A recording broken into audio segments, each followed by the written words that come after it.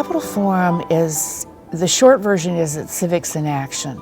It brings students together from across the state, high school students, mostly in their sociology classes, to discuss issues involving human rights.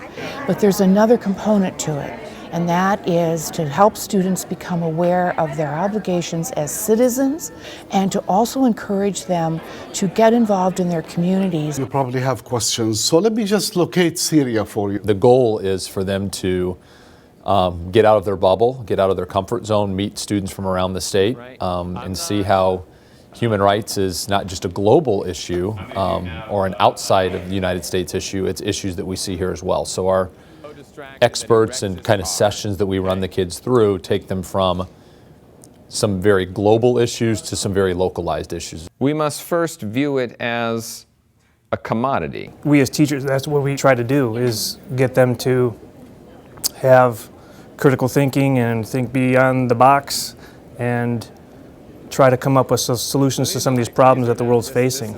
And Capital Forum is the best way for them to start that process. These issues that we're talking about is that they're very complicated to answer. Like, there's no clear-cut issue, but with talking to different people, you get different opinions about it, so it just opens up your eyes a little bit.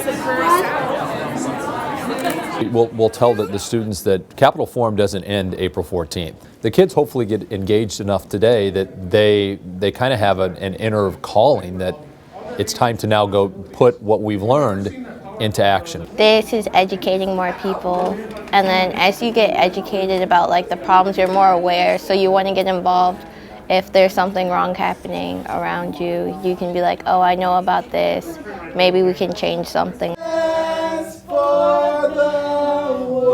We're going to have to deal with this stuff later in life. You know, if we, this is our responsibility. Like I think a lot of times kids are just like, you know what, well, we'll leave that to like the adults. You know, like when we get older, we can do that, but why not do it now? The U.S. was going to learn from other countries. So many of them say, I've just changed my point of view. I'm now interested in pursuing this instead of what I originally had thought.